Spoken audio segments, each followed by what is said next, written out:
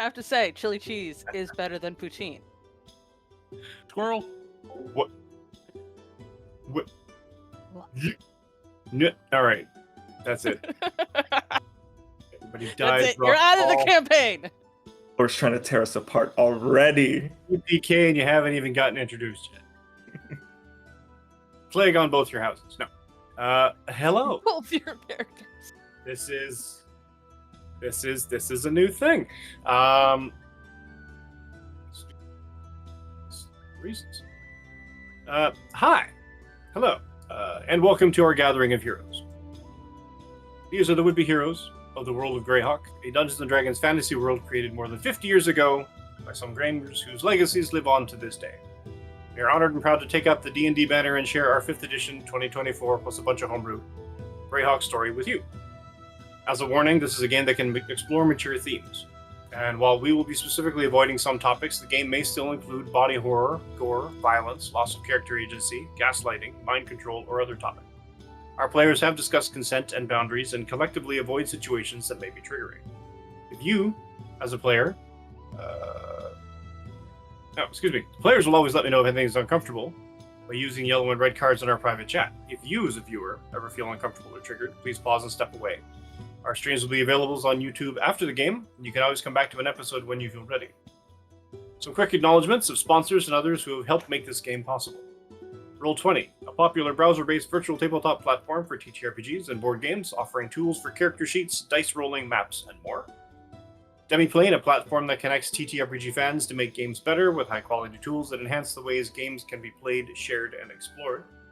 Legendary Games, a company that creates third-party support products for D&D 5th edition, aiming to provide the best possible campaign enhancements, such as the Boricubos and legendary Latin American monster supplements that we are using in this game.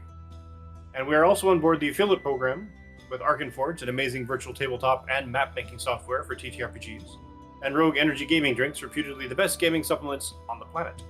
Use the promo code WOULDBEHEROES, all caps, no spaces, for $5 off your Arkenforge order, or 10% off your Rogue Energy Gaming Drinks. Now, we have a new cast. Well, almost a new cast. Kind of a new cast. One you know, the rest you don't. But you might have seen them elsewhere. So, let's do some intros. Hi, Lore. You're not new, but you're still here. I'm still here. For the moment, until I get killed off. I'm Lore, and I use she, her pronouns, as does this brand new character named Rue, who is a human sorcerer.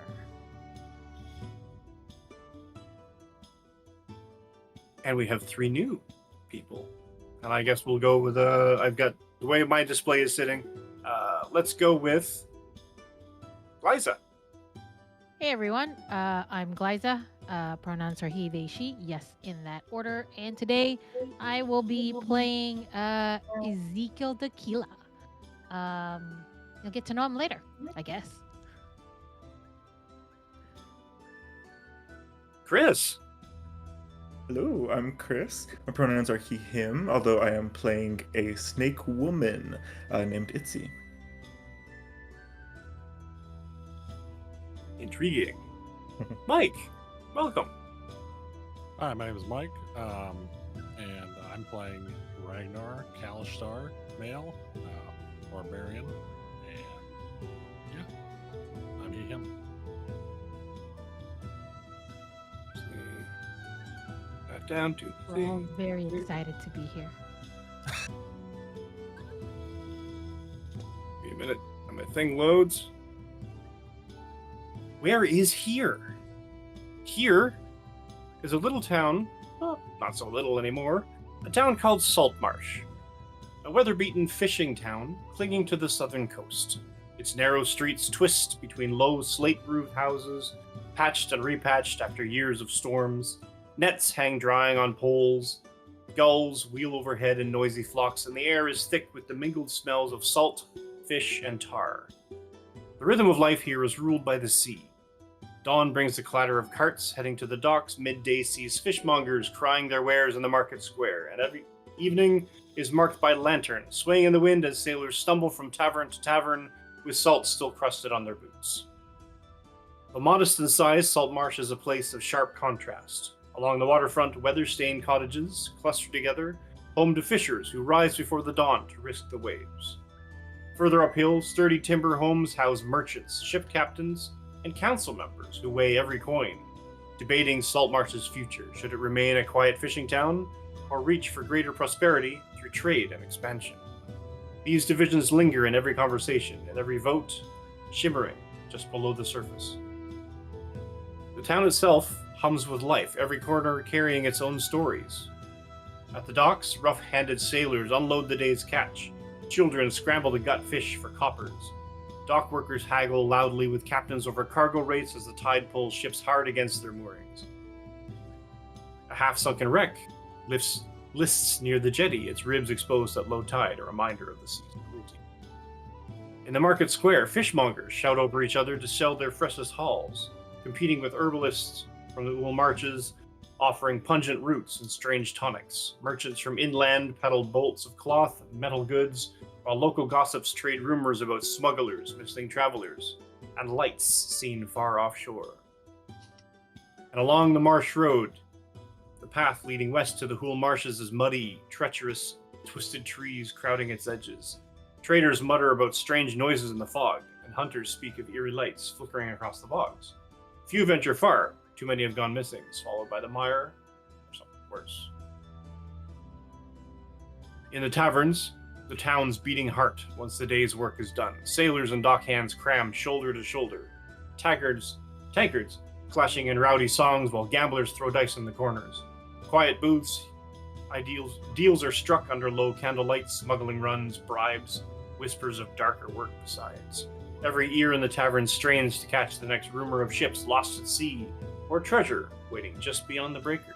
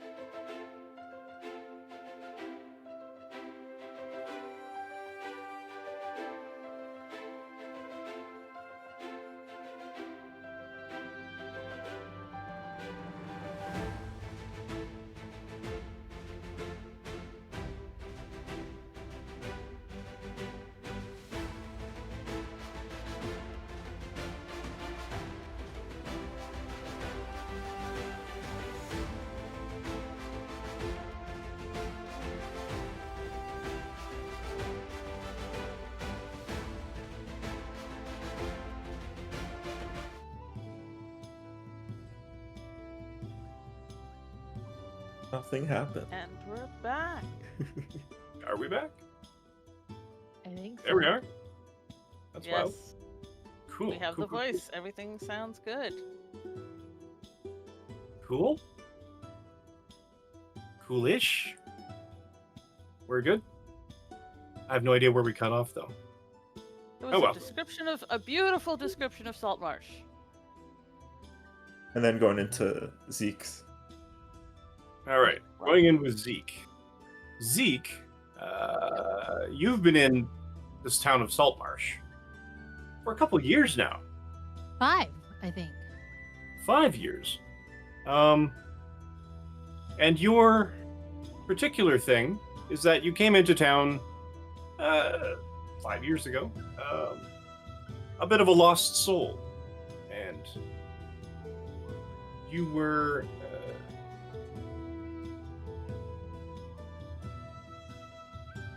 you were sort of adopted, sort of taken up by a shopkeeper named Misha, who owns the Curio Shop, a place where you can find interesting tchotchkes, interesting spell components, alchemical items, various bits and sundry, the things that people who are interested in strange would come looking for. I keep telling Misha to call it Curious Curiosities, but she just doesn't. She likes the curio shop, but She is a retired adventurer. She's a bit set in her ways. yeah, I figured like we're gonna try rebranding, but then, I don't want to push my luck. And her dog, Tally, one of those English Great Dane large animals, seems content to just lie by the fire. And there's a hustle bustle outside as the town develops and continues its daily routine. And all seems another average day.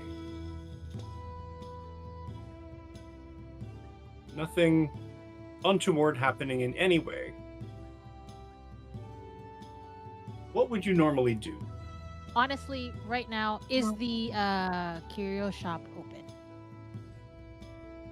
We'll say yes, but it's a slow afternoon. Okay.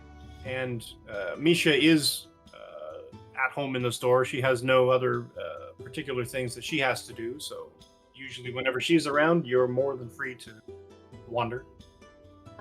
I'm probably hanging out with Tali by the fire. Somehow I agree with Tali that the heat of the fire feels welcoming, feels like home. The hotter, the better, to be honest. Fair. So I'm lying down next to Tali, and I'm like,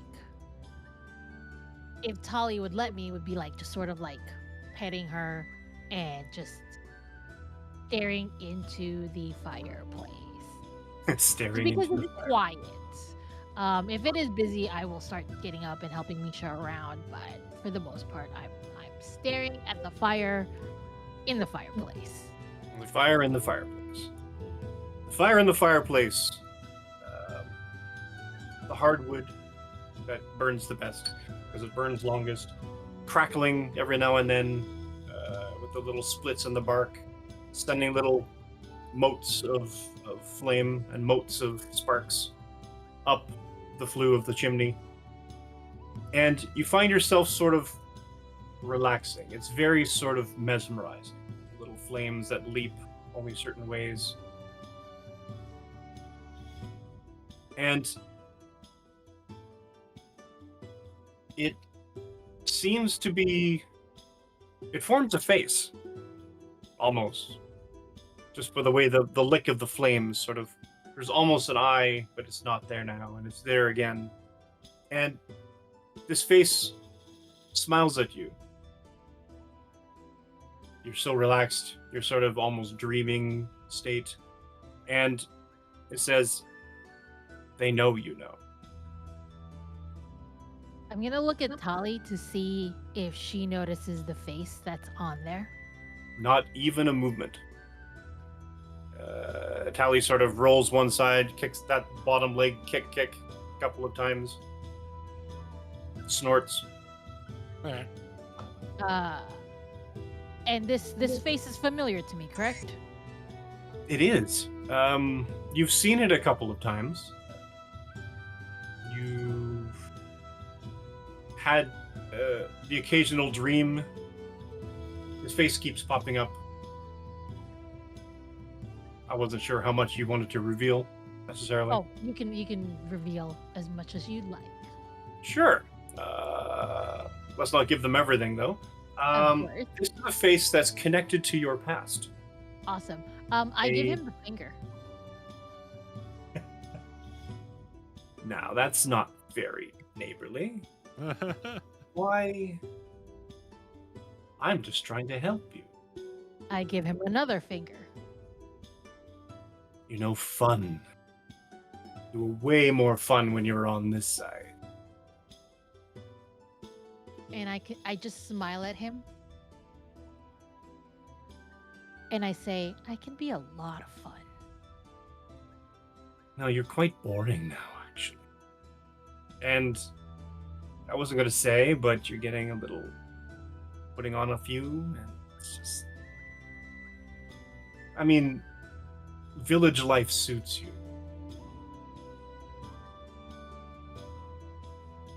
Why are you bothering me, Kian? I'm not. You see, that's the thing. It's actually, I'm here on business, and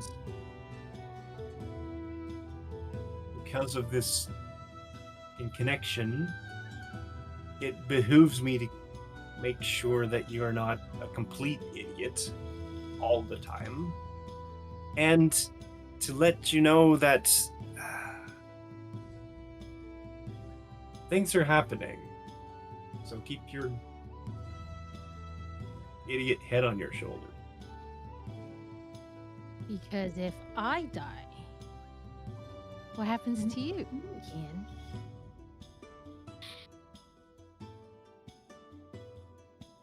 Talk later. And then the fire sort of, one of the logs falls, all the sparks fly up into the flue, and the faces go. And then I say, jackass.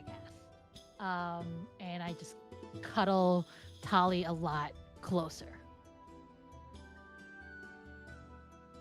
Tally sort of does that groan, as if she doesn't want to get moved, but you manage to move the great galumphing thing. And generally settle back to hopefully a bit more of a normal. Looking at the fire, occasionally just quickly out of the corner of your eye, no face. I just sort of like after cuddling Tali a bit more, I do stand up and I stretch and I just sort of like look out the window just to... Kian's a jackass, but his interest in keeping me alive is a valid interest. So I do look out the window just to see if I see anything. Seagulls. You see a number of people, and you can sort of hear them off in the distance. The fishmongers selling the fish. The hustle of people here and there, sort of thing. You can hear someone further off on the docks unloading a ship. You can hear the hammering of sounds like somebody maybe putting something on a signboard. Awesome. So from there, I just keep that in mind because I it doesn't look like something's gonna happen yet, but I keep it in mind and then just quietly look out. never hurts to keep things in mind. Mm-hmm. Now, Itzy,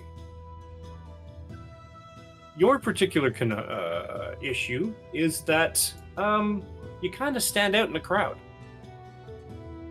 So you found yourself, interestingly, feeling a bit of, for want of a better term, prejudice, as those that look like you, having the upper torso of a humanoid female, and the lack of legs, but instead a snake's body, have been those that look similar to you have been known to be less than charitable with other humanoid species, and that has set a number of the locals on edge for a time. But in that time, in the couple years that you have been here, you have proven yourself a capable healer of Actually, no. You know what? That's not true. You haven't been here that long. About a week. I forgot about that. I mixed up the stories. That's my apology. You've only been here a week, so people have been looking at you strangely. But where? I've been trying to ease my reputation a little. I understand too. People see me, they think of one particular thing, one particular experience. That thing is never good. But I do my rounds throughout the day. Usually early morning, Itzy would go walk around the coast or along the ridge line. Well, yeah, not exactly walk. She would slither along the coast and the ridge line, looking for any stragglers, drunk people, and very casually casting guidance on people that she felt was down on their luck. Fair. In the time you've been here, you did notice a notice on the board.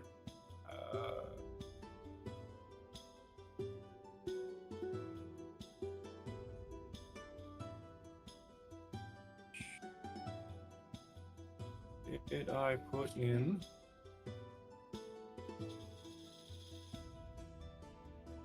Oh, I did not. That's okay. You would have noticed a notice on the notice board. Lots of noticing. From one Hollylove Dardusk, a half-elven ranger of some skill. Her main focus, though, being animals and beasts. And she named her business a rambling 3-story building where caravans and passersby can all bring their mounts, beasts of burdens, or animal companions. And she called it Dardusk's Tide Poolery because she doesn't discriminate against any creature, be it foul or fair, or fish, or fox, or what have you. And between Hollylove and her animal companion, Mistral, a very large otter, have completely ignored any possible issues that you might have had with any others. And they just accept the fact that you are a caring individual who carry the light, and you have grown not accustomed, but at very least it feels like a safe place to be for anyone with beast qualities or any sort of beast companions themselves. In this time, you've treated, a couple of cattle, a riding horse, and treated one sailor for poisoning from sea urchins. I tried to also treat a cat, but it would not get anywhere near me. No, of course not. Yeah, it was. The cat didn't. Yeah, wasn't going anywhere. And the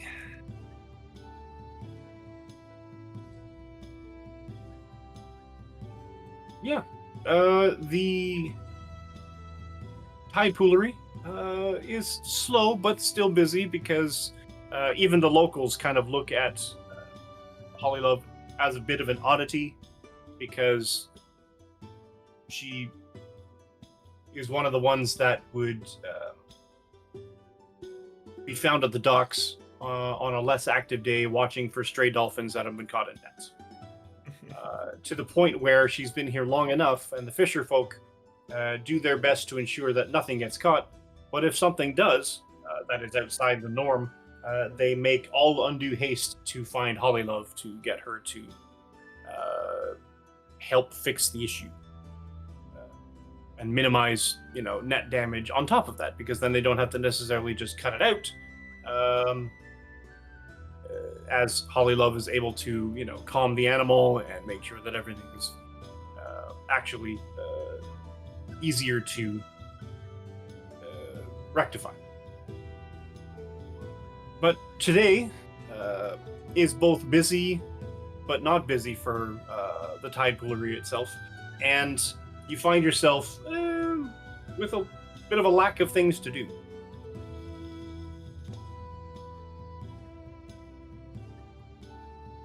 All there is in the tide poolery.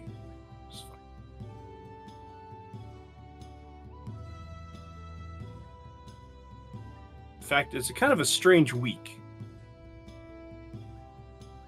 Too slow or too fast? It's a bit slow. Let me just find my thing here. Where did my thing go? Yeah, Holly Love's been great to me. She even lets me soak in the tide pools in the evenings. Even if people see me, she doesn't care.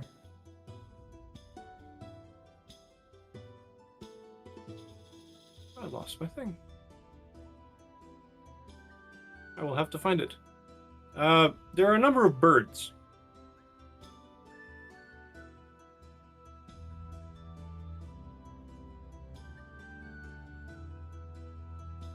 Are they colorful birds? They are.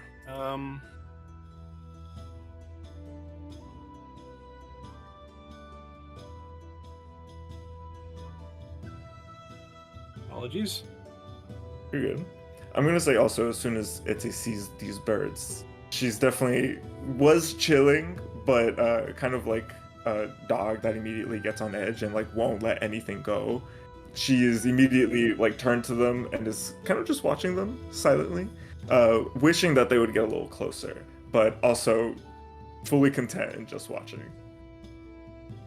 But her whole body does turn to it a little creepily. She doesn't necessarily turn her body, as more just rotate it all at once. Fair.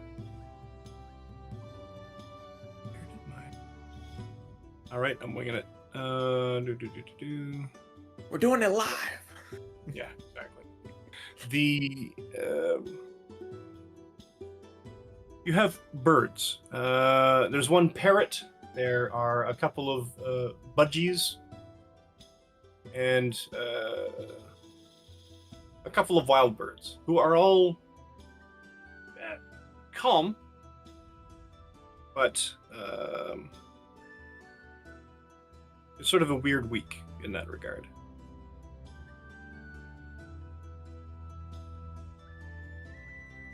What would you be up to on an average day? After her little early morning slither or crawl, she would come home to Holly Love. I think the place Holly Love has given her to like sleep in is actually also outside, half in the tide pool, half not. And she's taking a quick couple hours checking in on all the aquatic life first, and then she would wheel back in to talk to Mister. See if anything else is new, anything that needs to be done. I am not going to let Holly Love feel like I am mooching off of her. That's fair.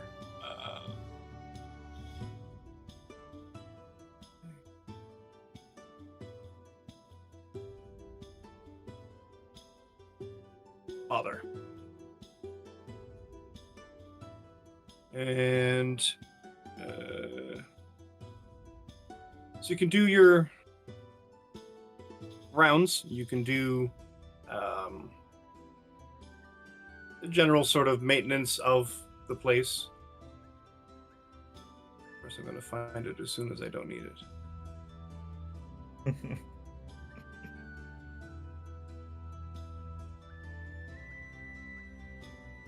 We'll find it on the break. All right.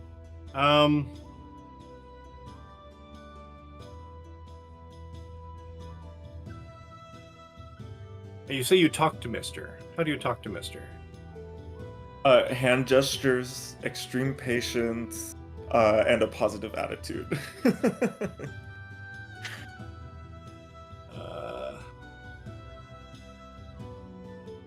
Oh, and shiny rocks too. Sure. I tap different shiny rocks. And Mister sort of takes the largest rock that you give him something I learned the other day, actually.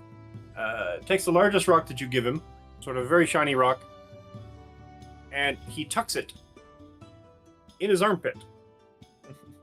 Because they apparently have a bit of a flesh pocket, because of a fold that they have, that they tuck things into to deal with later, like clams or other shellfish, or their favorite shellfish breaking rocks. I didn't know this until like 3 weeks ago. Researching. Can these rocks be color coded and each one is like a separate different task? And he was like, all right, one in the docket. Where's my all right. I will find it at some point. Damn it. All right. So,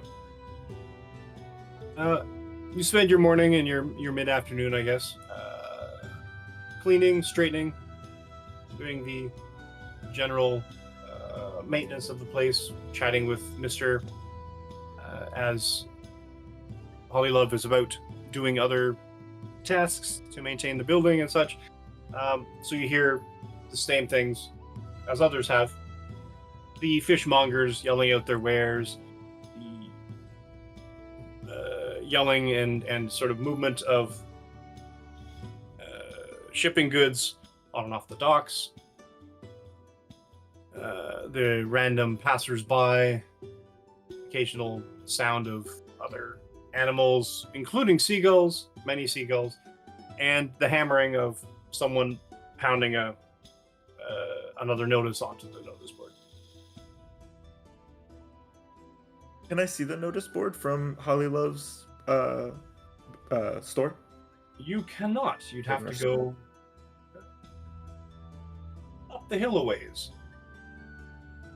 You see the map? Can we see the map? Yes, we can see the map. It is up.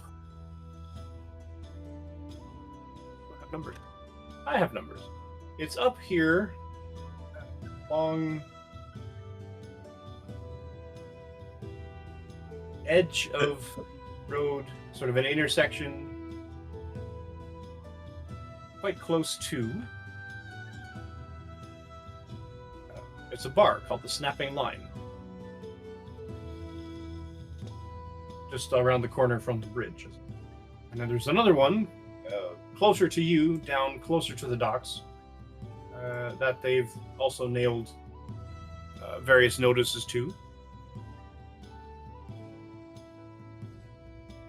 Could I catch whoever was doing the nailing of the one closest to me as they're like going to leave? Would I be able to catch them? Sure. You can catch them sort of on the way. Because you figure if the usual practice is that they come from wherever they come from, they come down, cross the bridge, they come around the corner from the Snapping Line, they pound on that particular signboard. This is where you are, in this building right here. And the other signboard is down, further down the path of the road. I think if I see them crossing and I hear that the You hear the dunk, dunk, pounding, dunk, you can sneak out and try to waylay them. yes, I immediately peek my head out and I ask them if there's anything good today. Oh, good day, miss. It's the usual.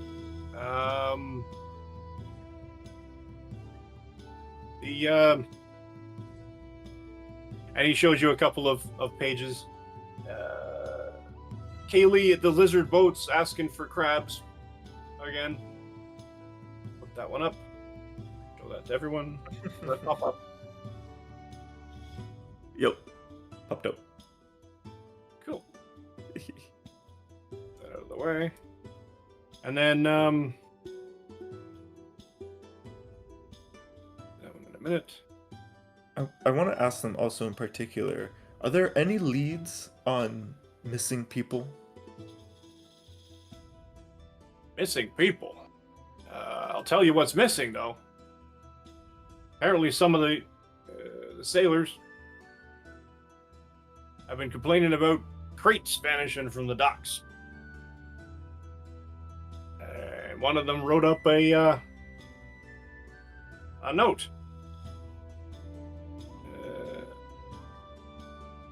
And apparently, Captain Fireburn has, well, his ass is in a knot again. Not. No, but because he's concerned about rope coiling. And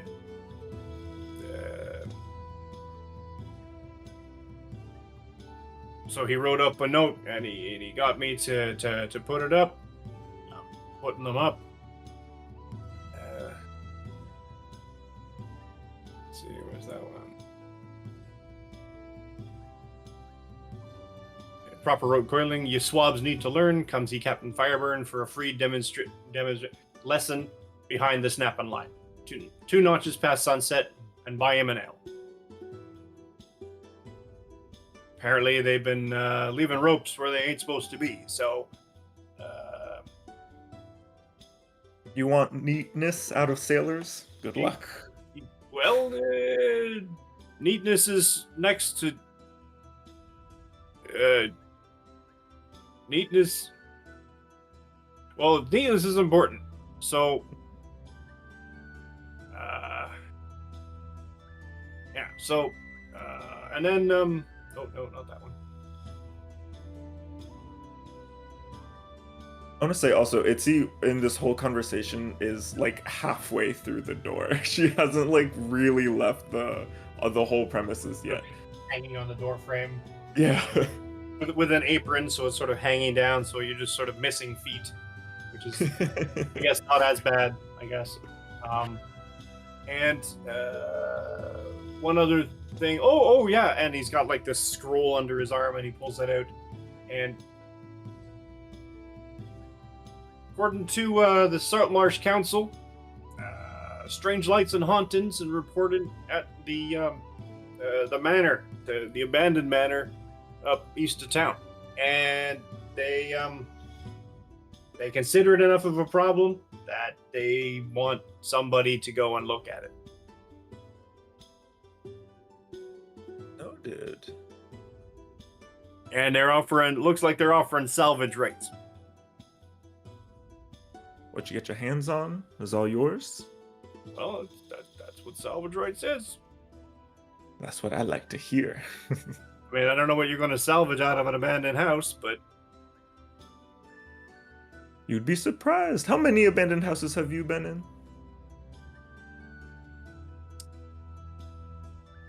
well, there's that whole bunch down the way along the beach line.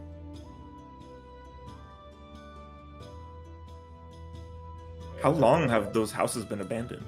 Grabber's Cove? Oh, they've been abandoned for a couple of years now. It's just the beach kind of washed to any foundation possibilities, so they're leaky. So everybody just ditched them and they moved to drier land with harder surfaces. Probably when the dwarves came into town, actually. They've been mining that mine for a while, and then they had it in mind to build themselves a little bit of a headquarters, a building, and other people were like, maybe the dwarves have got something, and they started building on heavier foundations too.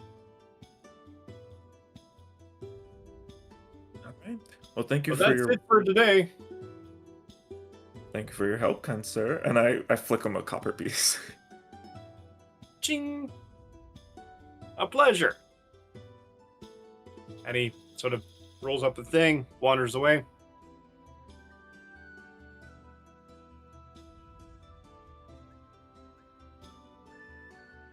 That's you. Let's go then to Ragnar. What is Ragnar up to? Well, having just come back into Saltmarsh after traveling between towns, probably looking for some kind of work, whether that's guard work or something physical. He's not too picky. I mean, he does do guard work from time to time, but he's not above manual labor either. Well, he's in luck. There is, in fact, a notice on the one notice board. Seems they're looking for an oyster shucker. Oyster shucker. Okay. Well, I mean, sure, yeah. I don't think he's done it before. Maybe he has. He just forgot. He's done so many different things. So he's like, hey, I could use a few bucks. Let's go shuck some oysters. Empty net. Where is the empty? Where did I put the empty net? Oh, it's way over there. All right. So to get to the empty net from this point of the notice board, you'd cross the bridge. You would walk past the sort of market stalls where there are people sort of barking out, trying to sell their fish or some fish, and come here to this is a little jetty out here. Let's put it right. That's where I put it. And there, it's a kind of an interesting building because it's partially supported by stilts driven into the harbor, and it kind of leans. It doesn't really lean. It gives the appearance of it leaning into the harbor, and the way the stilts are sort of pounded in, it almost feels like a stiff breeze might actually knock it down, but it's been here for years. So, and if you've been here before, you know that it's a particular place for a particular kind of carousing. In the sense of the town guard don't actually even come here unless they're called for something serious. I see. And so if you walk inside, the proprietor, the owner, Kreb, is a wizened,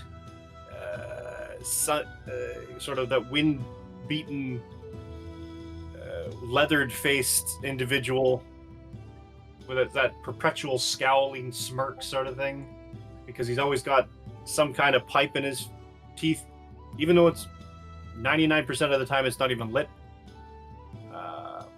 And fixation. Maybe. But he also seems to have a gold tooth, so who knows? Definite, or he values his teeth, I guess. Has he met you before?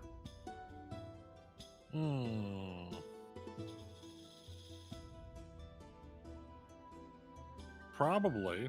I've been through town a few times, so he probably has, but I don't think we've spent too much time getting to know each other. And maybe you did a couple of sort of labor things for him. He looks up. Haven't seen you in a while. You out sleeping under the stars again? Yeah. No, you know me. I'm not one who's too big on the towns and city life. I prefer a little more freedom. Well, yeah, you do what you have to. Freedom is good, but I wouldn't be sleeping out too close to the moor. Oh, you just have to know where to sleep.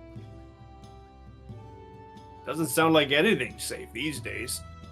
So you, fancy some shucking? Oh. I saw your notice and I thought, today feels like a good day for some shucking. I mean, every day is a good day for shucking if you don't mind smelling like fish. I've smelled like worse. Well, and he kind of stumps into the back room and kind of comes out with this bucket of oysters. You might want to do it outside. It gets kind of gross smelling if you don't. Oh, I thought you didn't mind the smell of oysters. Oh, no. I don't mind the smell of oysters when I'm eating them. The ones that are baking in the sun, I can do without that. Ah, so I see you've ripened them up for me. Some of the lads caught a bunch early and they saw fit to give me a couple of buckets. And who am I to say no to free custom, right? Ah, yeah, no, free food, little bit of work, but it's a good payoff, right? It's never free, but yeah, fair. So, set 2, and I'll come and check on you in a bit. All right, fair enough. And you can take the oysters out, and you can use various techniques. But generally, let's make this the first roll. Pulls out a hand axe. I mean, you don't want to bruise the meat. No, you got to be careful with it. So you're got to be delicate, but at the same time, strong enough to pop open the thing. So let's give me a strength, Jess. Make it athletics. All right, I will go ahead. Just flat. And that way you can rage if you so choose. Oh, these oysters are making me so angry. Can I ask also, who is Ragnar speaking with again? His name is Kreb. Kreb. So he's had just a straight strength check, right? Just a straight strength. Okay. I mean, athletics. So yeah. Oh, okay. Athletics. Well, that'd have been technically 23 if I did athletics. But just, Nice. not that You roll Mr. natural. High Roller. No, 17. Yeah. So your hands don't get tired. This is fairly easy work. You've probably done this before. It's there's a technique to it where you slide the blade in just enough and you kind of twist and flick.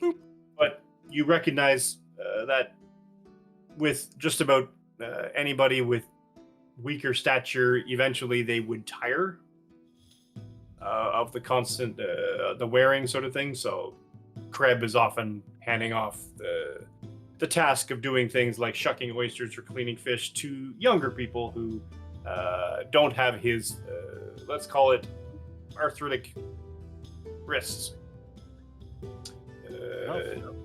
joint pains from back in the war, you see. So you spend the afternoon or an hour or two shucking a bunch of oysters.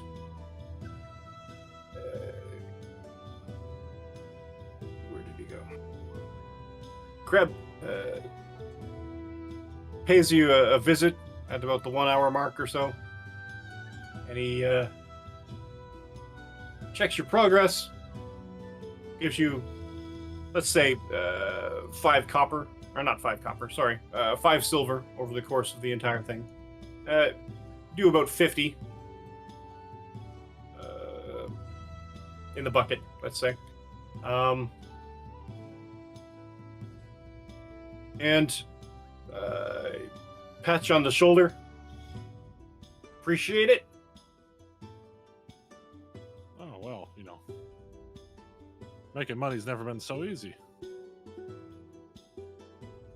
Well, I mean, if you're looking to make money, rumor says that the council's looking for snoops, I guess. Somebody's been saying that the old abandoned house has been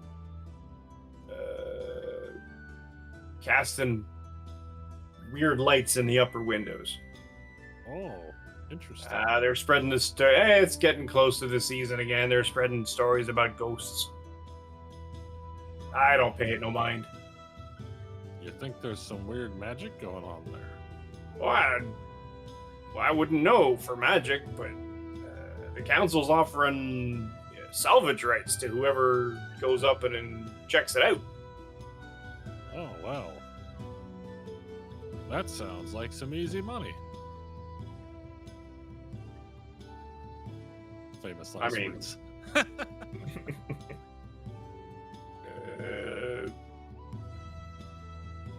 Sure. I mean, I'm willing to bet if there ain't a bandit troop in there already, there will be one shortly. It seems to be the place to hide, so I doubt there's anything of value there. But, I mean, maybe you could coax the council into paying you extra. I don't know. Maybe, get a little exercise, crack a few skulls. That's a good day. I'd go up myself, but I got this trick knee. Oh, yes, for sure, for sure. Don't worry. I'll regale you with some tales all about it. I used to be an adventurer like you until I took an arrow to the knee. No. And copyright strike. No. Dun, dun. Dun, dun, dun, dun, dun. So he heads off to do his other preparations for the evening of drinking and brawling. Was that what he planned to do for that day? No. This is usually what happens at the Empty Net. Well, I guess I'll head out to. I guess I'll head in the direction of the counselor. Look for somebody that can point me in that direction, so I can find out some more information about this interesting location. Cool. Now let's switch focus one more time to Rue. Now, Rue, you have been in. Where did we say you were? I completely lost it. I believe that we did say that I was down Lizard's boat The Lizard's Boat. That's right. with Callie looking for crabs. Now, the Lizard Boat is run by Kaylee, a one-time Elven Ranger. She only has one hand, you see.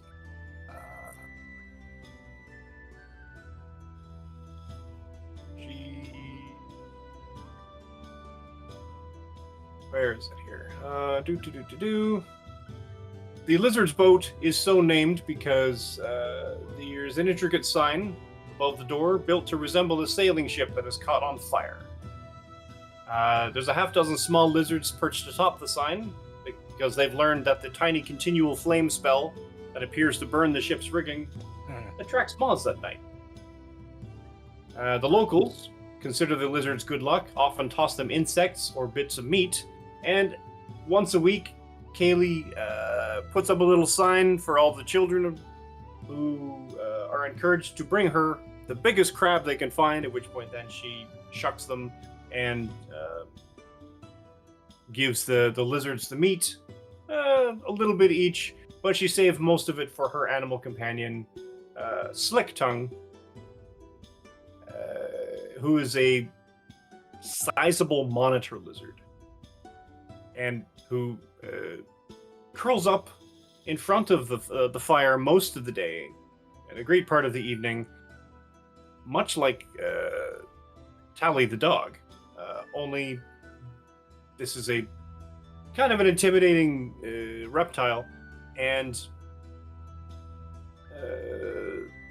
interestingly, people don't seem to cause a lot of ruckus in this bar for some reason. It's very sedate, it's very relaxed atmosphere. It's not massively busy the same way that the Empty Net can be, but at the same time it doesn't attract the same clientele. It's usually I'm gonna say it's an artisan tavern, but it's sort of a the majority of those visiting probably It's a hipster bar. it's a hipster bar. They also even have a they also have an agreement with the Blue Frog Brewery, who supply them with alcohol, so they have their signature beers, and generally it's a relatively quiet place with lots of reptiles. Suits me just fine. And it's a quieter day. Frogs will be with 3. Where are you? Look at you.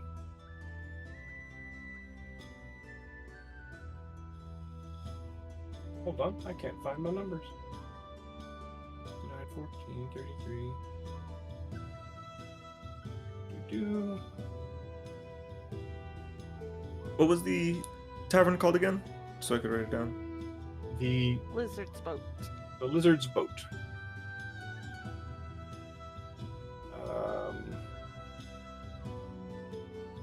Where did I put Lizard's Boat?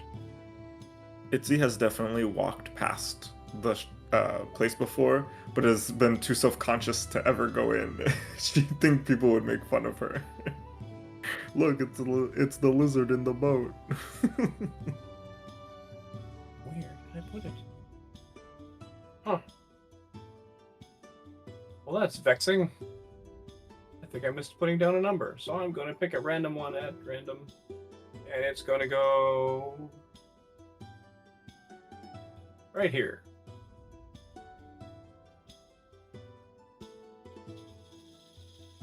It's a quiet little bar with a sort of an ambiance, which kind of makes it even more hipster, the fact that it's probably the farthest bar away from the water. And it's got the name Boat.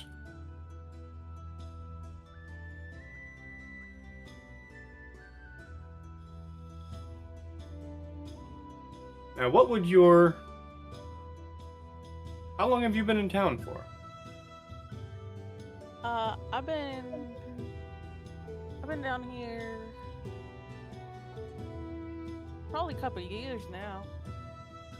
So you've gotten the lay of the land. You've gotten used to that tiefling that works at the curio shop. There's that creepy dude that works at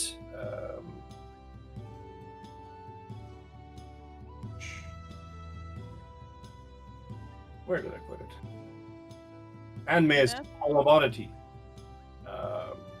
You have been that weirdo that works at that owns the Hoof and Mouth. I think he's kind of a little bit of a... He's a little touched.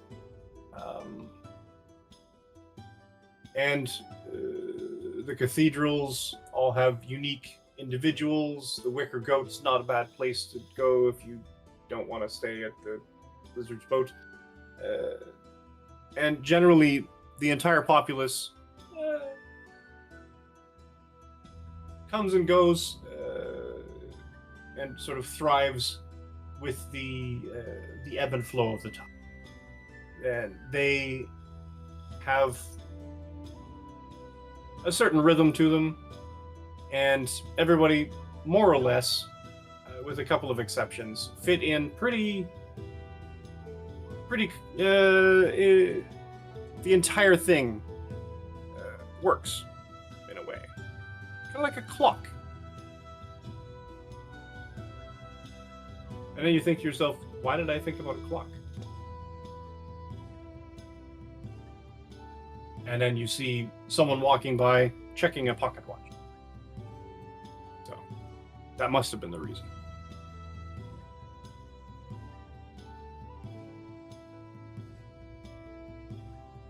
And then you hear the tick.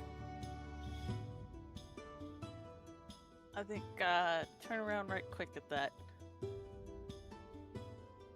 Nothing there.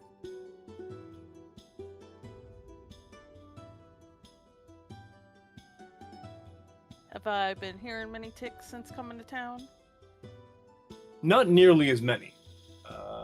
You think back, they were a lot more intense before. A lot more intense before you met Mama Honey. They almost stopped when you were visiting her, and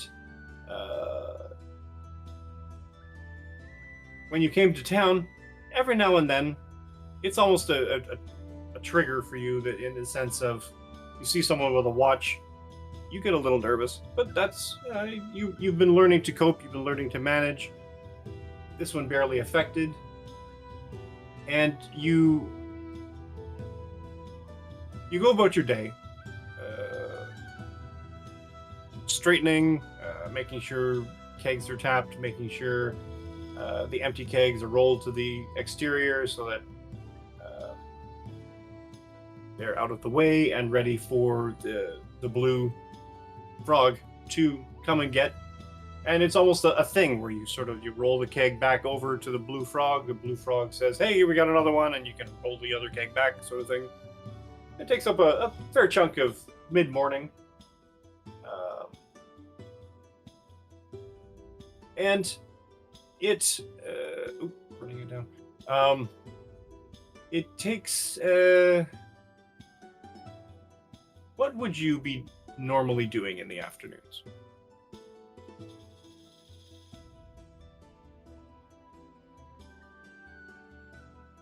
I think, well, I had a question about whether or not we had decided. Did Mama leave me any leads about things I was looking for in town? Nothing. You found Mama's. She would never give you a straight answer. You just assumed that she was looking into the future, being very cryptic, but she would never actually give you the answer you're looking for. Kind of the most annoying combination of the Oracle from the Matrix and Yoda, where she would answer your question with not only a question, but a question that didn't seem to be in any way related. And then eventually, sometimes you started seeing that there was another pattern deep underneath that. It's like she's reading a different book than you, with more words.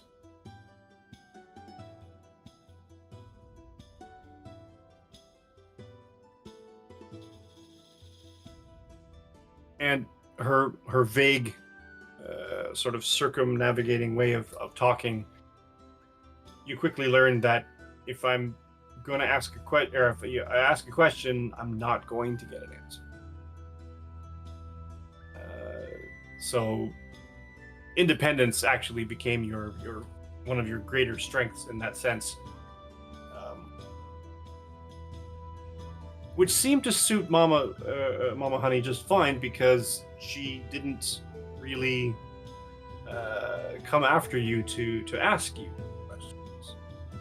She would almost even sort of just make statements at that point instead of asking questions, and you'd find yourself answering her with an answer that you thought was okay, and she would then give you a little bit of advice, like you should go and pick some wildflowers, you should go and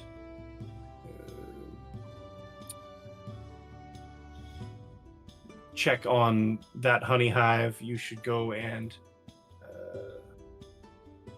wash your hands in the stream, sort of thing. And it became a bit of a challenge for you sometimes to basically see if you can get something out of Mama Honey other than either a vague question that has nothing to do with what you're asking her, or advice that seemed to have nothing to do with anything.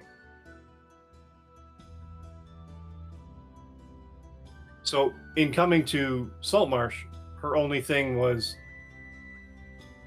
that you should travel to the coast. Or even that was, at least that's what you got out of it. It was more of a fledgling seabirds often fly it over the ocean in order to get strength in their wings. And it's That makes almost perfect sense. sorry. I said that makes perfect sense to me. And uttered sort of randomly and conversationally. So you found that in your time with Mama Honey that many comers and goers, a lot of the rangers from the Dreadwood and the elven communities would come by every now and then and sort of just sit by her and listen and wait. Sometimes she would say a lot. Sometimes she wouldn't say anything for days. And there was no rhyme or reason to exactly what. But she would say something just enough. They would be satisfied with an answer or what her statement. And they would never stay longer than that.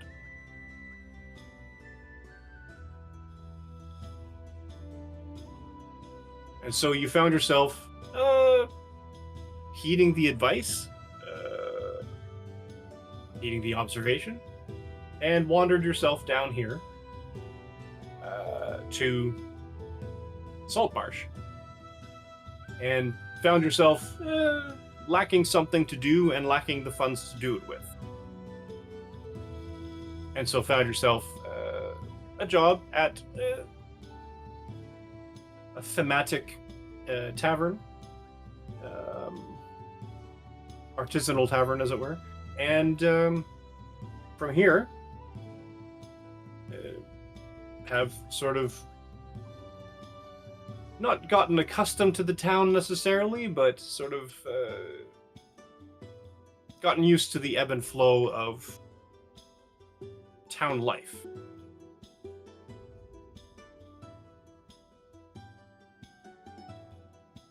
And so what would you do in the afternoons when you have nothing else to do? I think one of the things that always did bring me joy was to see the big sailing ships. So That's fair. on a lazy afternoon, I'd be down by the docks. Just watching them come and go. Sure. You're down closer to the docks. The hustle bustle. There's a midday market going. Fishmongers and fisher types are hawking their wares. The smell of fish, the smell of blood, the smell of tar, the smell of the sea waves, all mix. It's a heady scent, kind of overwhelming for those who are first here or not used to it, but it has that sort of rusticness to it. And you'd watch some of the ships come and go, and some of them were fairly large, some of them are 3-mast or 2 masts, most of them 1. Some of them even just riggers and dinghies. And the sailors bring in their hauls, various fish, various shellfish, lobster trappers. And this one day, you're sitting there, you're sort of absorbing the sun, you're smelling the salt on the air, you're listening to the screeching of the seagulls and the hammering of the sign into the notice board. And the middle-aged man who is hammering sort of hammers. Oh, hey, Rue! Hi there! You're off for the afternoon, then? Yep, I'm not due done back there till later this afternoon. Well, it's a nice day for it. mean, hey, if you want, you could go up to the empty net. He's looking for oyster shuckers. Again? Nah, that don't sound like something I'd like. Yeah, you kind of have them delicate hands, hey? It's more a sense of smell than anything. Well, you kind of have to not have one. Yeah, no. Nothing interested on the board today, though. The wee lad, Ham put up a note. I don't know why exactly, but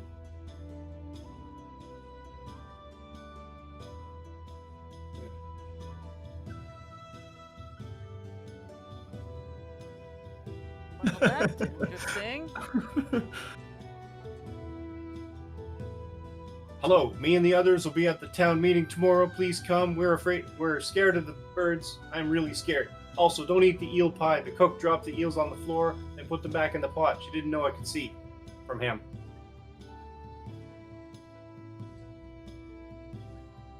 So I don't know what that's about, but the council's looking for people. And he shows you the investigation notice. Once again, apparently somebody spread rumors about the old mansion again. He's talking about ghosts. But they're offering salvage rights. What kind of hauntings would be out at the old manor? I figured the ghosts have long gone. I mean, salvage rights on a zero property isn't going to get you much. That place is, 2 windstorms away from falling over anyway. As I was telling Itzy up the road, you ain't going to be nothing there. The bandits will have long cleaned it out.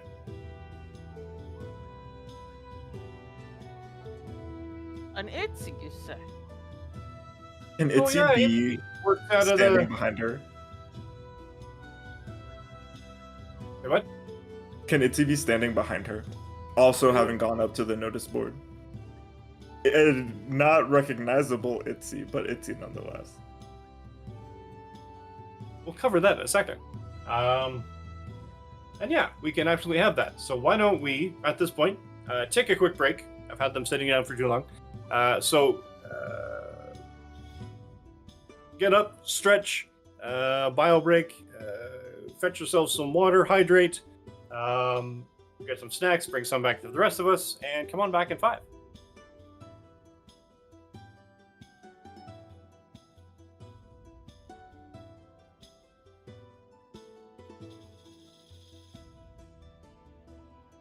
See if our editor is ready. Everyone freeze. Don't sign off until the screen changes.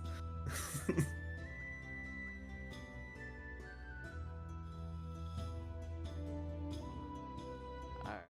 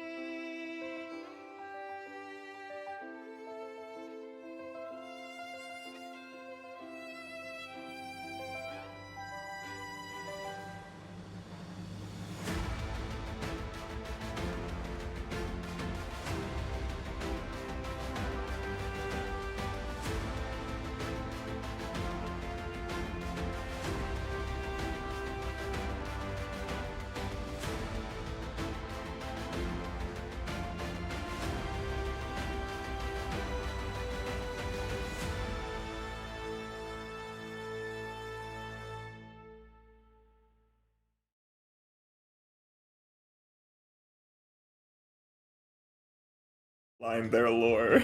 Die. Come on. All right. Now, we left off with Rue chatting with the guy I actually didn't name. That's okay. Sand guy. Let's call him Sven. It's the first name that popped in my head. And Itzy, you said you wanted to come out because normally he walked past you and then he told you all the stuff and then he proceeded to the next sign. Yes, Itzy would like to have gone out shortly after that, left a message for Holly Love, just to see if anybody else was interested in going with her to the council members. Sure. Cool. And so you wandered down, which is, I guess, sort of in the direction, the council being the big, skunkin' big building up the way. And as you approach the sign guy, you see him talking to a... How would you describe yourself, Rue? Rue, she's got red hair and a permanent tan, and the most noticeable thing about Rue is she's got these solid black eyes. And otherwise, she's got a pair of sort of, they're like,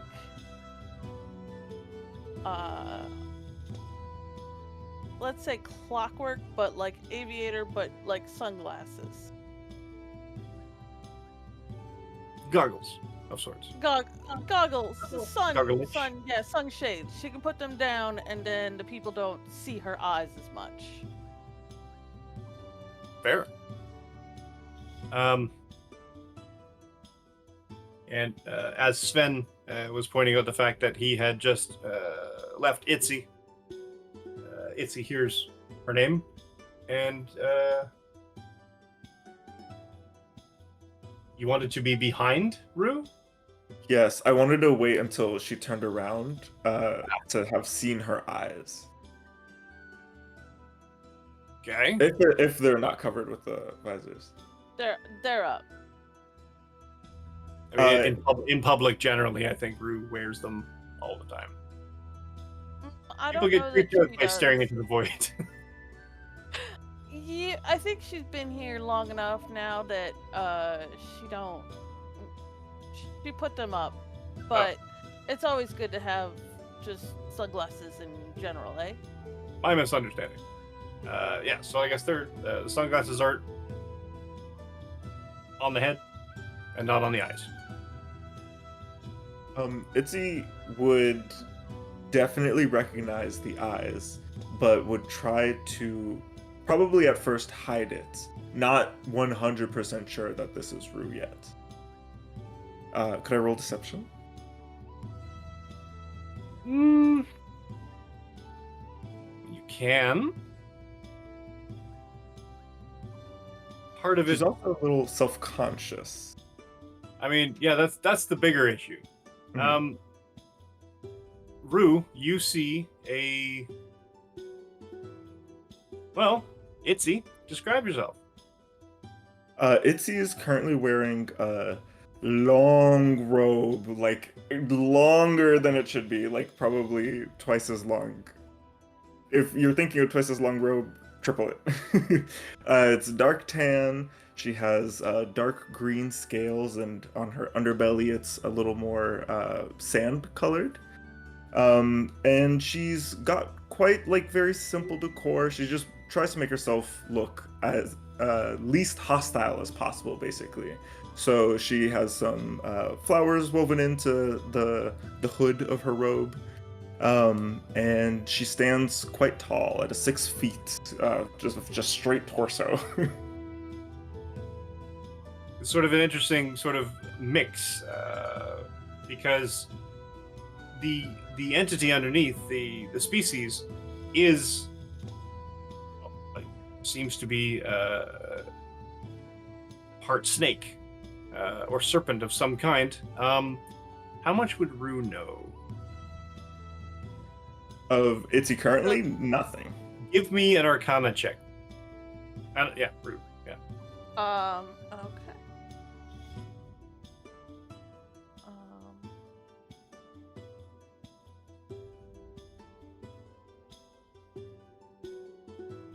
You have heard of this species before.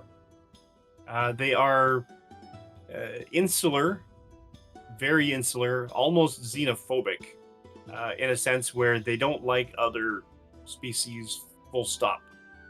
And there's a certain level of superiority to the average member of these individuals that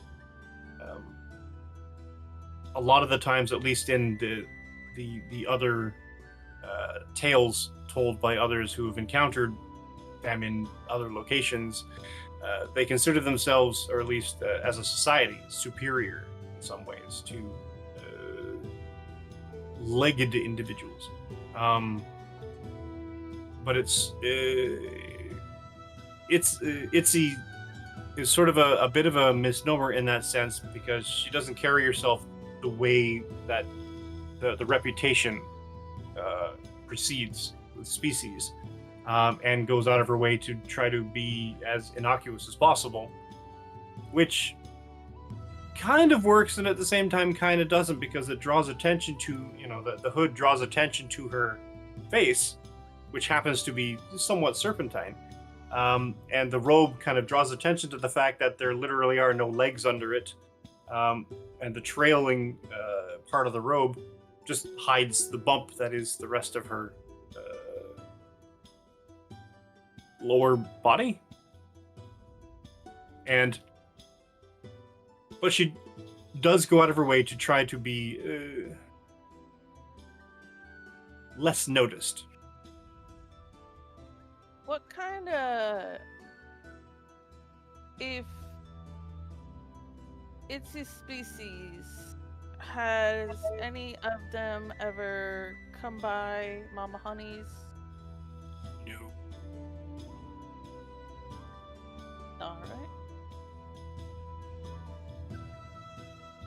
I think in that case, if I turn around and I see Itzy, has Sven gestured that this is Itzy? That was the Itzy that I was... Huh. Itzy. Was just talking about you. Fully good things. But meanwhile, she's hiding like a shiver down her spine. She's like, how is this person gonna feel about this? Does she believe this is Itzy? So I think Rue turns around and sees somebody that does not look like the Itzy she remembers. And, what she knows about... They get the same name. I forgot about that. what she knows about the Itzy of her past, I think she's just gonna look at this creature and just be like, "Oh, hi, my apologies. I did think that, you have a name that reminds me of somebody I used to know. It's lovely to meet you." She takes your hand and totally like fumbling the entire conversation. She's like, "Hi, nice to meet you. You're Rue?" Yes, I'm Rue. You new to town? I am. Are you? How long have you been here? I've lived here a few years now. Done near 3 years, probably. Does the name Mama Honey ring a bell? Oh my goodness. Are you are Itzy. Are you Rue? Yes. What? She wraps you up in a hug. You? You were so little. You were so scared.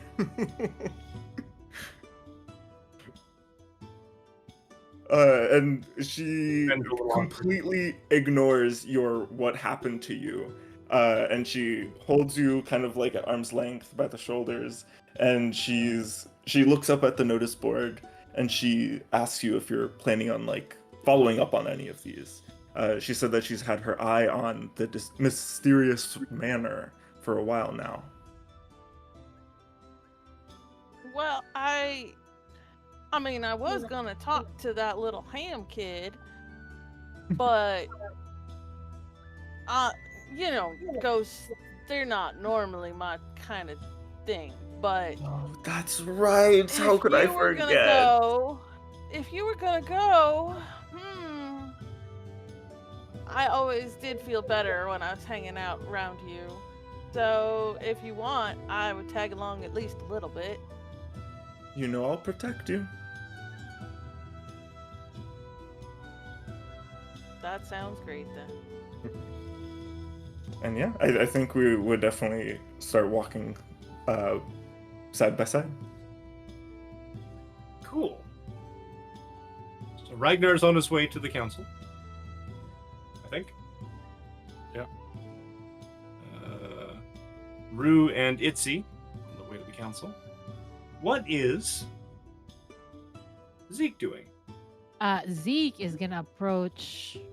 I'm not muted. Zeke is gonna approach Misha. That's her name, right? I remembered it. Zeke is gonna approach Misha and ask her what she's up to. Oh, not a lot. I've been feeling like I was gonna close the shop up early and go out and enjoy this.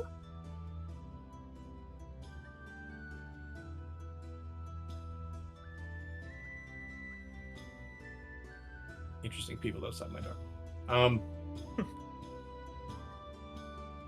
Yeah, it's not. I don't see anybody looking to purchase anything noteworthy.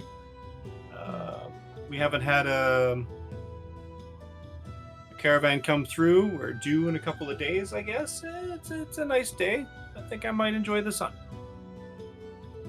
You want some company? Sure, if you like. Always. Tally can stay here, and Tally sort of flips, stretches the bottom feet with the splaying toes, sort of thing, and just sort of rolls over. Yeah, the shop. Yeah. Yeah, I'll go with you. Wherever, we'll see. Gets her big old sun hat, the big wide brimmed sun hat. I really wish I could wear hats, but Well, I mean, maybe you just need maybe one of those tricorn hats that you could sort of fit around them. You look all like a pirate. I don't want to ruin hats. Maybe one day I'll find a hat that's built for me. You're not on fire all the time, so you're. No, I mean, like, I don't want to cut up hats. No, but you could to, just like, fit make a one in hole between. right into it. You could, it sort of widens at the back. You can sort of just fit it around the We'll bumps. see. We'll see. But I'll go with you. Well, let's walk around, see what's up. Yes, let's. And she holds out her arm, the crook of her arm. And I hook my arm inside her arm. So, you know. This wouldn't be the first time that we go out like this. I'm assuming. Oh yeah, for sure. Probably like an average Sunday. Yeah. You hear a voice sort of just tickling the back of your ear. I think you look dashing at that. And I think back, shut the fuck up. And continue walking with my lovely friend. Steve. And you walk, and you take your stroll, come down around a couple of other buildings, you cross the bridge, and you're kind of met with this, coming around the corner, you're kind of met with this kind of a curious sight, where you have a, would you know? Give me an Arcana check. I will do that.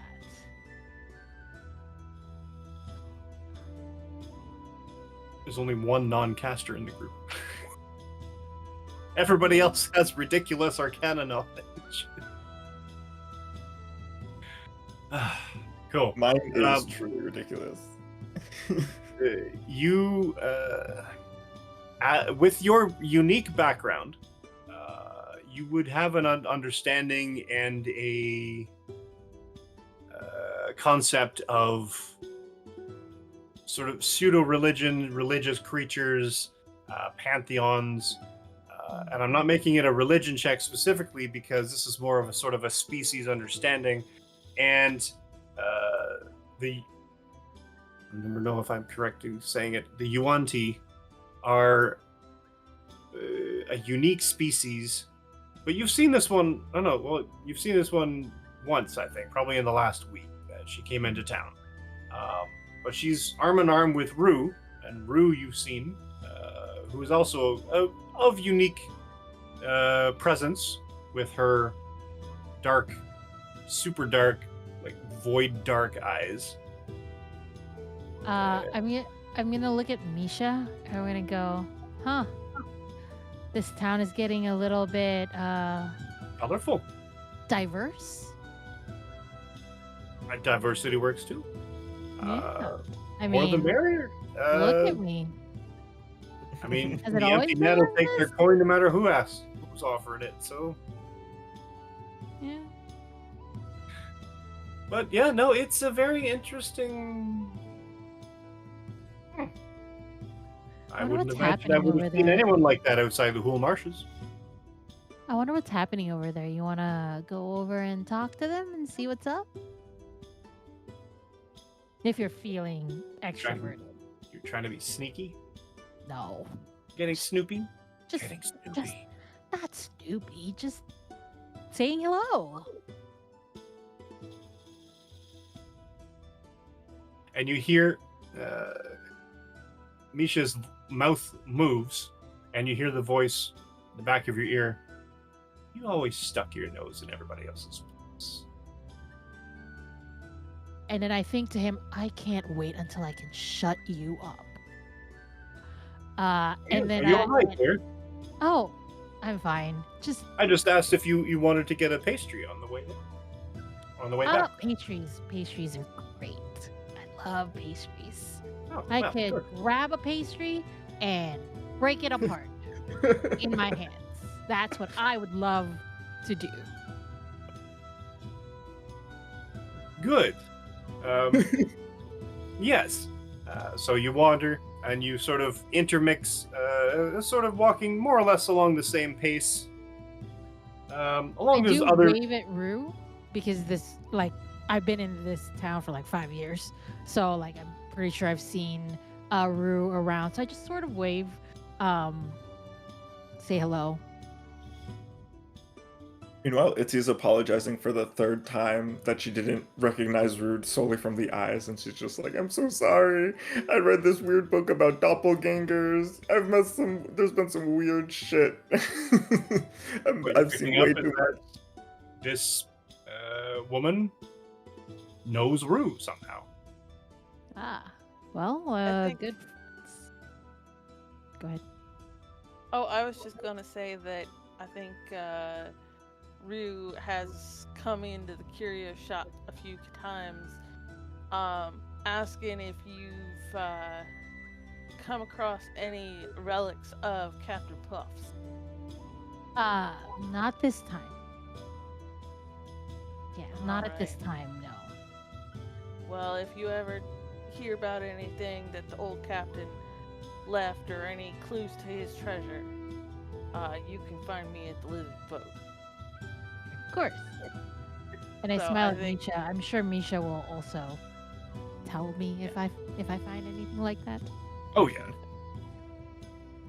Captain Puff. I haven't heard that name. Well, since before old little Ham was born. That's a kind of a children's story, isn't it? I mean, all the best stories are children's stories. Well, that's true. Well, I would not know a single thing about Captain Puff. Flying ships, though, that would be quite the spectacle. That it would. If I ever saw one, I know that I would be saved until the next life. Ragnar, you see among the townspeople that are walking to and fro, and the occasional visitors and people on horseback and such, up ahead of you, you see a collection of unique individuals.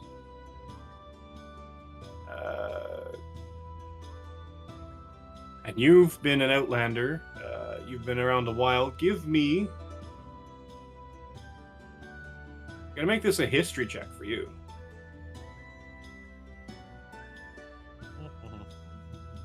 Because it's entirely possible that you will have actually encountered these people. Or at least some of them. Mm-hmm. You do recognize both Zeke and Rue. Ooh. Not entirely sure about the other one. Very unique physiognomy, though. He's built like a snake person.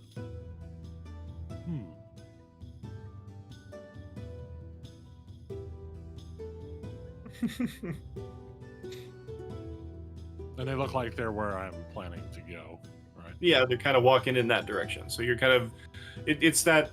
I got off the bus, and now I'm walking along with this crowd, and now I'm sort of walking with the same crowd because they haven't changed the pace that they're walking either. I think I will quietly walk up behind them and just kind of like maintain the pace. Fair. Can I ask what you're wearing, Ragnar? Ooh, such personal questions. He's wearing the latest Dolce & Gabbana. Oh yeah. No, he looks. I think what's the word I'm looking here for?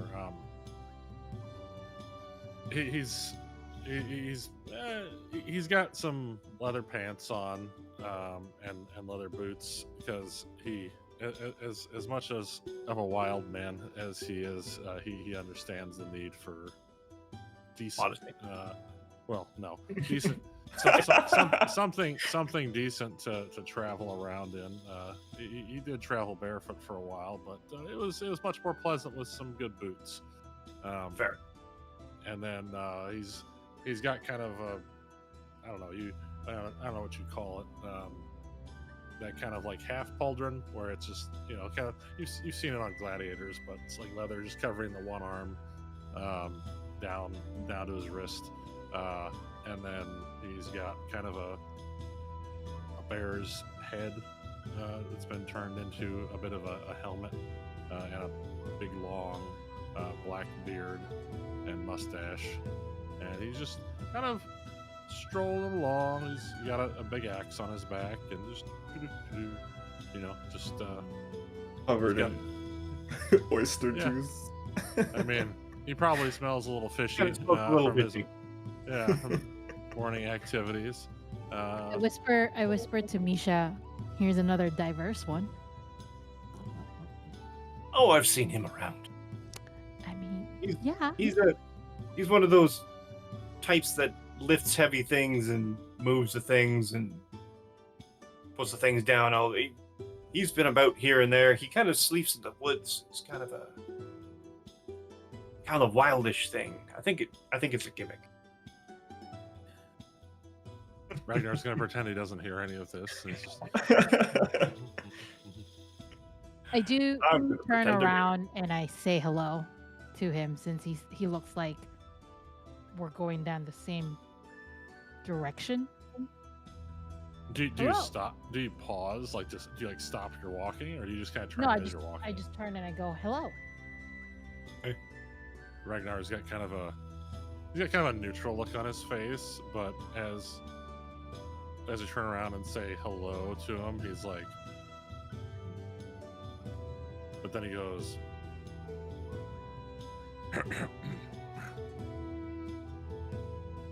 Hello, I'm Ragnar. Did not expect that. Hello, Ragnar. Nice to meet you. Nice to meet you too. My name, my name is Zeke. Hello, Zeke. Are you headed this way? I saw something on the notice board. I turned to Misha. A notice board? Are we headed somewhere? Something about the ghosts, yeah? No, we were just walking in the. I mean, is there something on the notice board? I think it was on the notice board. Somebody told me something about some, I don't know, abandoned house, ghosts, weird lights. I figured it was just some kids having some fun, but they said free stuff, so I mean, probably. Yeah. Might as well see It what was- the council's all worked up about.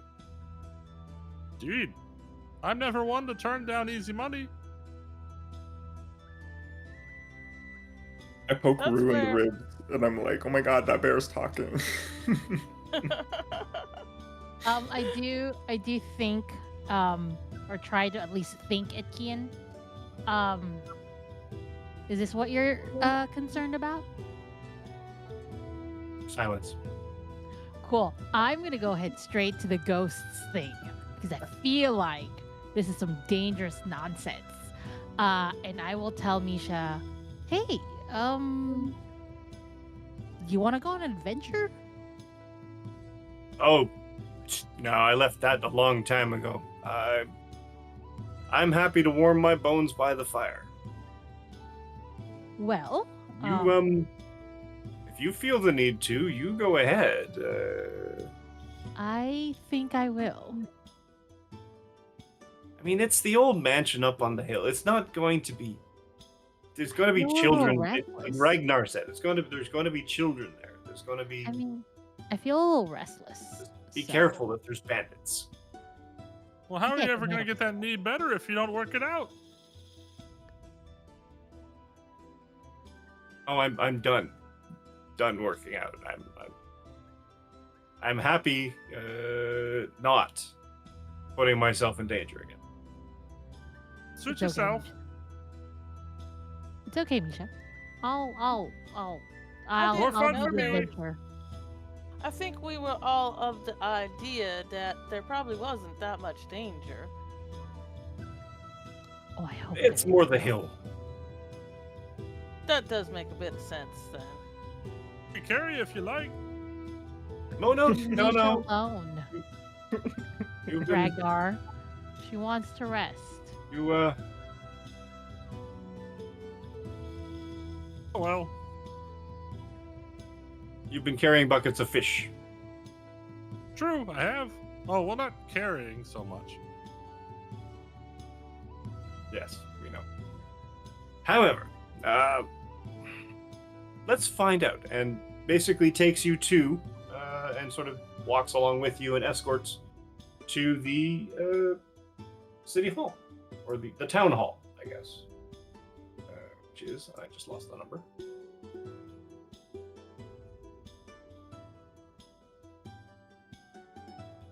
Large brick building, made from sturdy stone from the nearby cliffs and a variety of hardwood from the nearby marshes. A wooden sign depicting a net filled with fish hangs above the double doors leading into the hall. A small tower rises from this building, housing a horn at the top, which, as you've known if you've been in town long enough, is blown to announce the beginning of a council session or other significant events, like the changing of the seasons. In front, a sturdy but weather-beaten platform and a gallows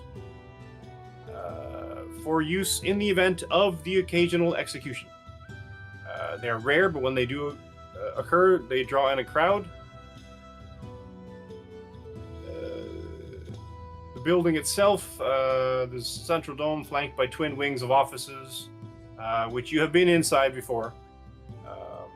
Record rooms, storerooms, The central room serves as an audience chamber when the town holds government meetings, which are open to the public, but at other times, if they're holding closed sessions, you're not likely to get in. And the place is sort of busy coming and going of scribes with scrolls, and there's one man walking alongside another scribe, and he's sort of got this abacus, and he's sort of dictating, and he's sort of walking, and sort of a quill, a pot of ink sort of tucked in his arm, and he's sort of tucking and trying to write at the same time, which is going as well as you would expect it would. And just as you get there, there's a couple of guards inside the door. One, a dwarf, who you'd recognize as Geolin, is speaking to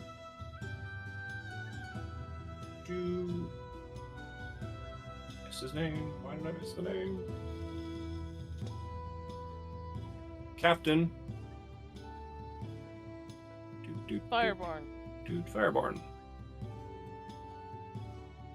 Thank you. That one. Fireborn is Fireborn or Firebjorn? Fireborn. You'd love Fire Bjorn, wouldn't you? I Fire do think Bjorn. that Ragnar needs to call him Firebjorn. Yeah.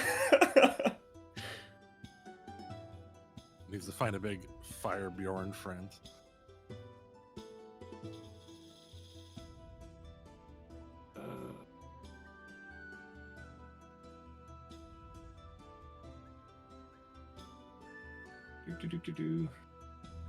Oh, that's not right. No.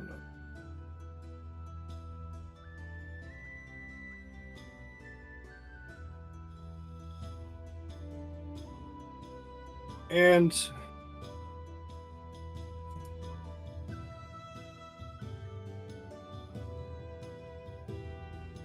cool.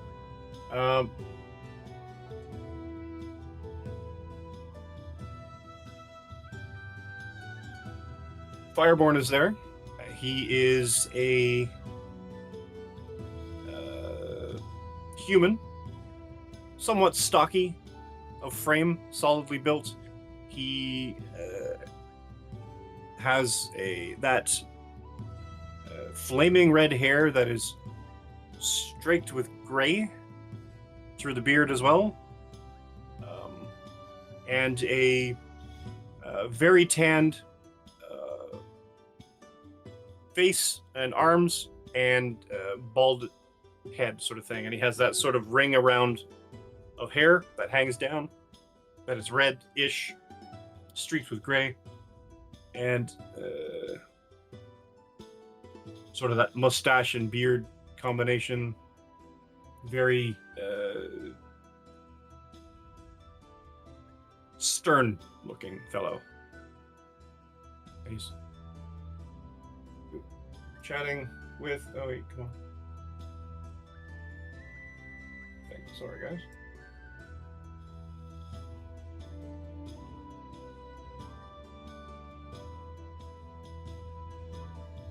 That one.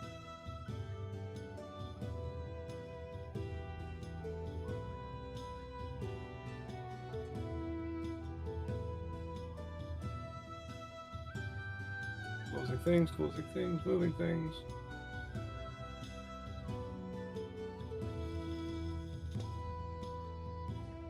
Right. And Geolin basically says, absolutely. He stomps off further into the building. And Fireborn turns one eyebrow up, sort of quizzical. What can I do for you folks? Looking at the council. I Wanting to believe assist. we're trying to do something for you. Think of a ghost problem. Oh, Ragnar, how are you? Doing pretty good. Spent some morning down at the docks. But now I'm in for some fun. Oh, you saw the notice. Indeed. Well, there's nothing to it, really. If you want, it would do the council a bit of a favor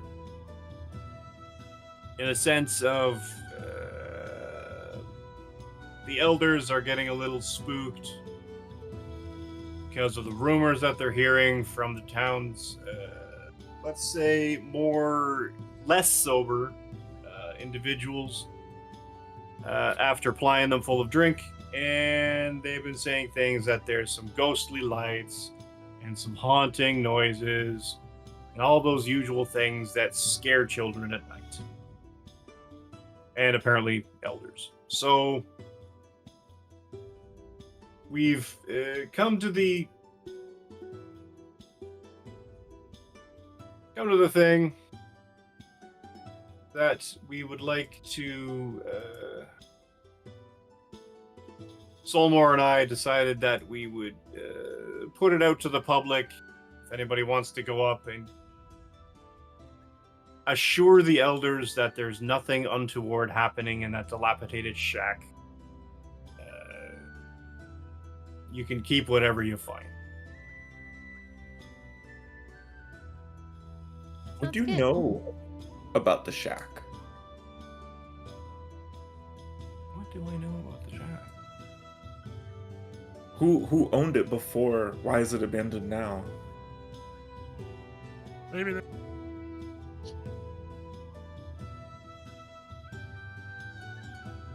they died. Who knows?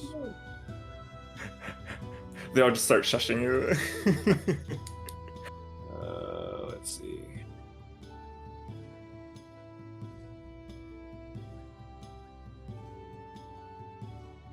I'm not actually sure. It doesn't actually even say. I will have an answer for you later. Yeah, there was a pair of fisher folk earlier on in the town's history, and then one died and then the other, and then the whole thing just went to ruin because no heir was found. No air? No heir.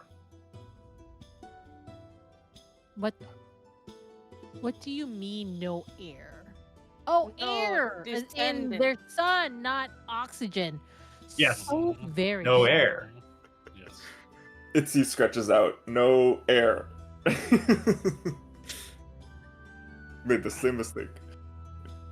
Yeah. like vacuum. Like this isn't. What the hell something- kind of place is this? Like now I'm interested. I see. When did it start happening? The rumors keep coming back. Every couple months, somebody sees a light or hears a noise, and gets too far into his drink, tells somebody else, and then the elders get upset. So we're doing something about it.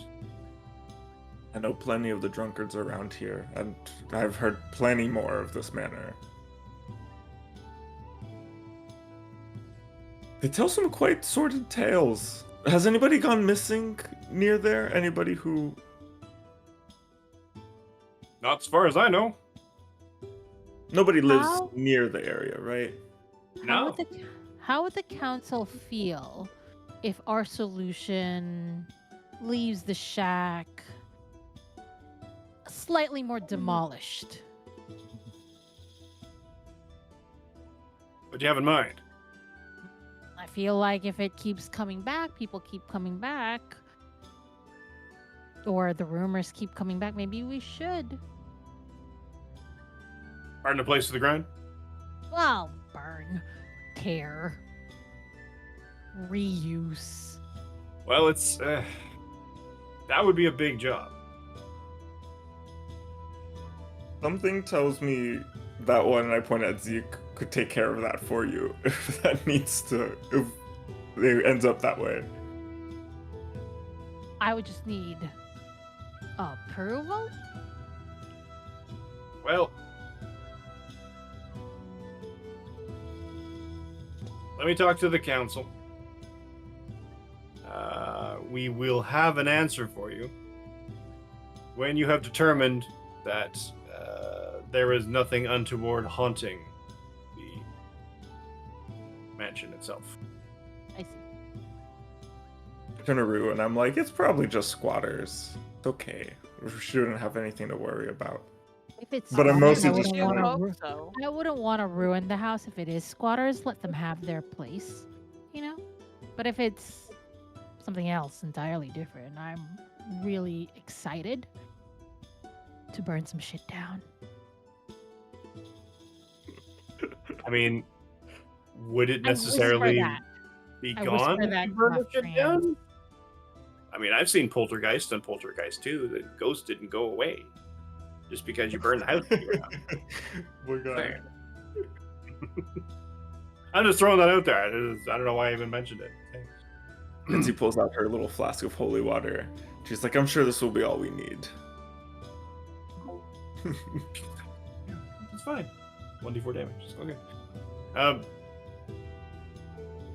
So I assume then that you four are going to take this task on then.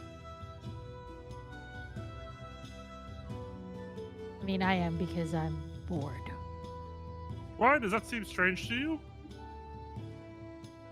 No, I'm just making sure I know who's going up there, and the way if any of you don't come back, we might know why. I nudge Rue again, and I'm like, ask him what we'll do it for. What's our price? Sounds like you're holding back on us about something up there, but you know what? That's okay. I'll go ahead and kick it down anyway. What's a reward other than a job well done? The satisfaction of a job well done. Salvage rights. I'm sure I can find some stuff for the curio in there. I agree. Salvage rights, unless it's of civic significance. Sure. If it's a historical artifact or something that belongs to the city of Saltmarsh, then we would appreciate ipso facto legalese, that you would bring it and present it to the council, etc., etc. Absolutely, I'll present it Whereupon to a the council reward first. The council is the first on the list of people I will present it to. You're supposed to know what's a council artifact or city art. I don't know. These are big words.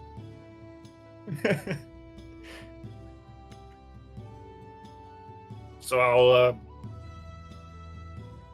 scribe your names then down, shall I?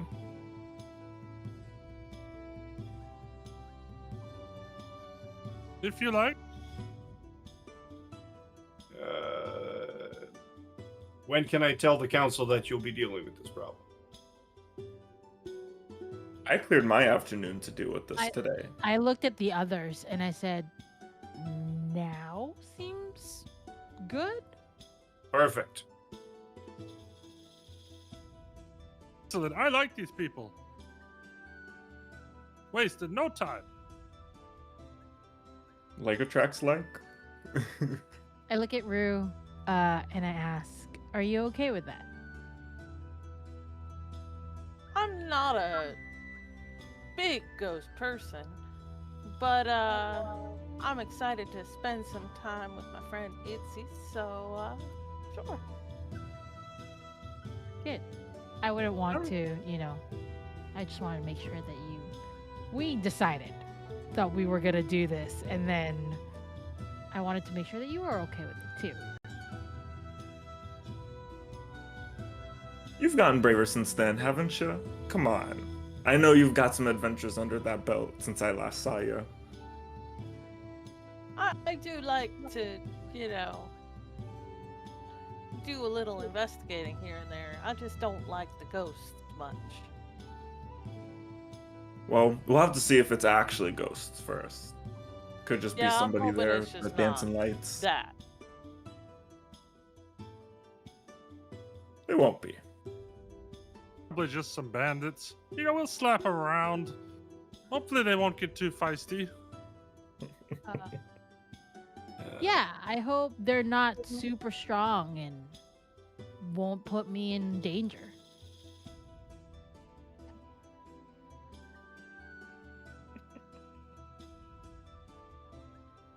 Like danger. All right.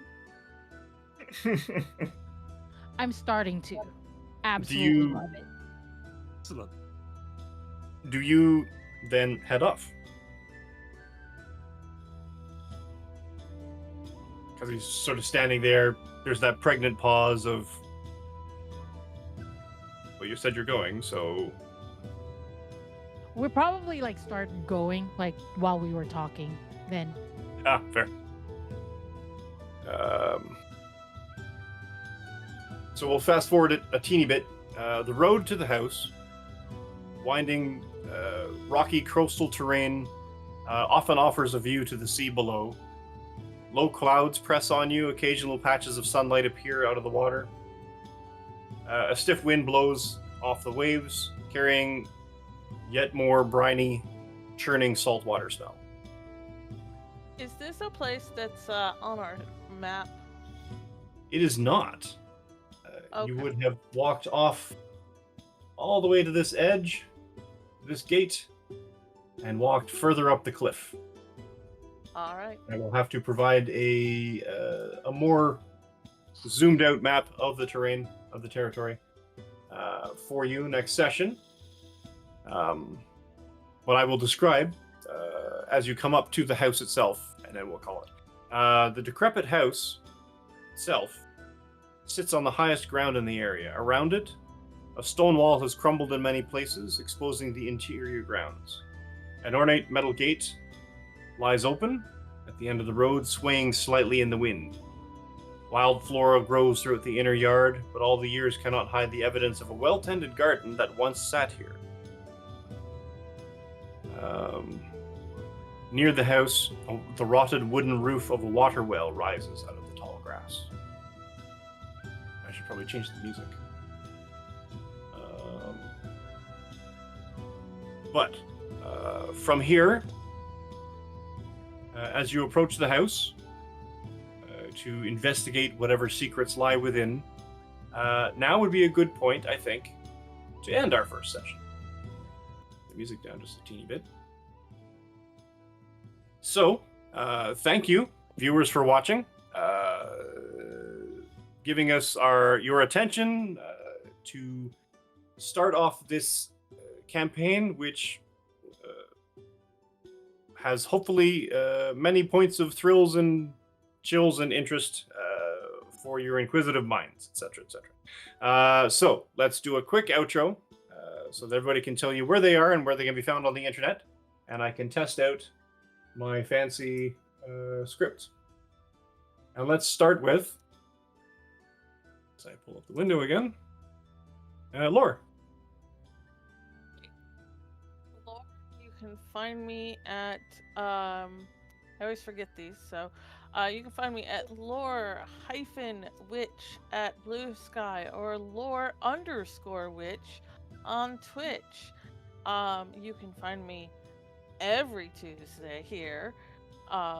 For when I'm not in the Saltmarsh game, I am busy playing a salty, elderly rogue gnome in the other Tuesday week game.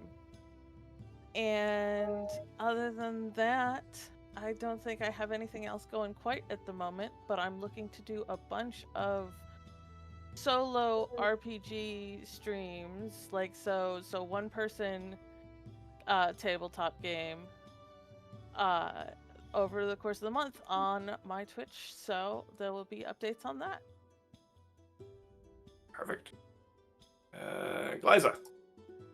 Hey, my name is Glyza, he, they, she pronouns, yes, in that order.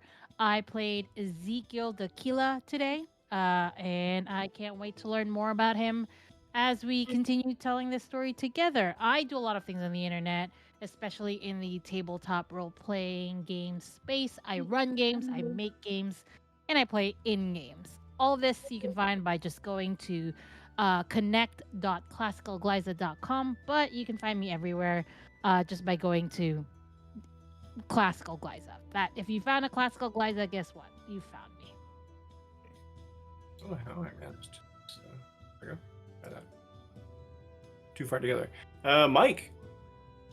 Yeah, so I don't do much on the socials, but you can find me usually at Sir Monolith for whenever I decide to grace them again. But for now, I'll just be enjoying myself here as Ragnar the Barbarian. And Chris. Hello, I've been Christian. You can find me here on every other Tuesdays. I'm still getting adjusted to the online writing space, but I write games, I make games, I design games. But you can find me at an Instagram that is a little too complex to say out loud. There's a little too many underscores there. But just mash in Icarus and Chris and mix some underscores there. You'll get it. But you can also find me at steelfeather.wordpress.com. That's my little writing blog. And as for me, you can catch my pre and post COVID cosplay adventures at Canadian Captain America on Instagram and TikTok, CDN Cap America on the Blue Sky, and the other app where I hang out just to shitpost something. But when I'm not doing that, I am in here pretty much everywhere. I have many games on the go. I have this Tuesday game, which is now a brand new thing, which has filled in the space where the other Tuesday game wasn't. But there are two Tuesdays games, both of which are running in parallel to each other at this point, both of which are running more or less in the same general region of the World of Greyhawk, which is accompanied by the Saturday morning game, 7 a.m. Pacific time, all of which interwoven into one major plot line, a series of plot lines that will affect each other, depending on what the players choose to do, what they don't choose to do, and what they manage to kill or not kill. Not that there's a lot of combat. However, from that and that chunk of D&D, there is more D&D on this channel yet to come.